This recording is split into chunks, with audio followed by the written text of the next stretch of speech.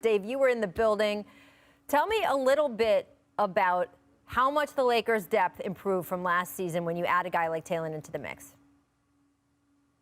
Yeah, I mean, he was dominant. Now, I don't expect him to have nights like that every night as the season goes on because he's not going to get 41 minutes like he did.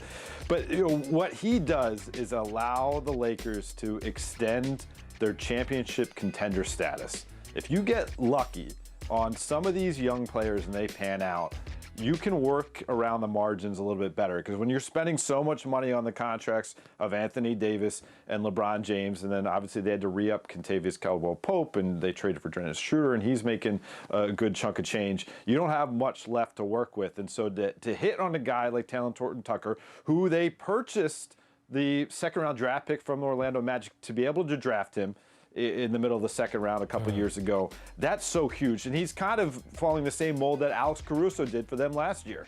He was a young player trying to find his way in the league, hungry, and they all fed off that energy. And come Game 6 of the NBA Finals, Alex Caruso is starting.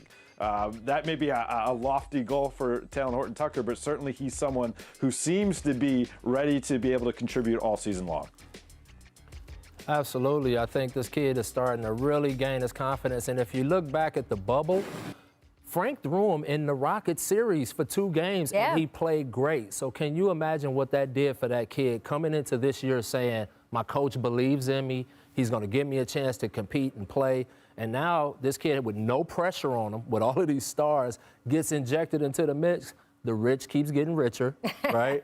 And now he's around. He's also, this is great what he's doing, but think about who he's playing with now. LeBron makes everybody better. Schroeder is a playmaker. Marc Gasol, one of the best playmaking bigs in the league that can get people buckets. So here they have another big young guard that can defend multiple positions, that can push the pace, and that isn't an offensive liability. So I'm really happy for this kid. I love seeing these kind of stories, and he's going to contribute to their winning this year, I guarantee it. He does just seem to also have just a maturity. I don't know if part of that was being with the team through the bubble. That was such an intense experience. And you have to remember, too, a big part of why he spent a chunk of last season in the G League was he had an injury that prevented him from being at Summer League. Right. So he just got such a slow start to things.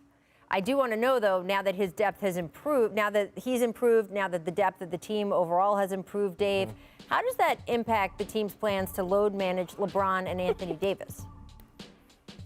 I mean, LeBron has told me that he flat out does not believe in load management. He's told me over and over again, if I'm healthy, I'm playing. And certainly he would have to either come off that stance, change his mind about it, or be a hypocrite if he decides to all of a sudden load manage this year. So we'll see how that works out. The league, even though they still have rules in place where they want to see the stars playing in marquee games, they understand it's the shortest offseason in league history. And so there are some opportunities to rest your guys if you should need it.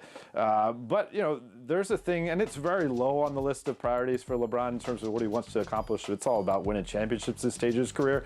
But I don't think LeBron's just going to rest for the sake of resting, because there is that carrot on a stick where he could catch Kareem Abdul-Jabbar for the all-time points list if he continues to play and play enough games while he's healthy. And so, you know, I've always known him to be a guy where, you know, if he's going to get out there and be a part of a regular season, play me. Don't sit me just for the sake of sitting me. And I don't think that's really going to change.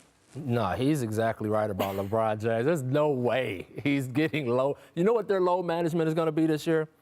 Remember Golden State a few years ago just beat the hell out of everybody in the first 3 quarters, and they would be up by 30, and then they never played in the 4th quarter? Welcome to load management for the Lakers. LeBron's not sitting out any games. He's about to make history. What are we talking about Did you guys try to get him to sit in Miami on certain nights? Never. That was a moot point. We was like, don't even come at me with that stuff. If a basketball game is being played, we had to beg them to sit out the last game of the first year we had them together in Toronto, because he was just like, nope, I'm not sitting out. There's a game being played, I'm playing.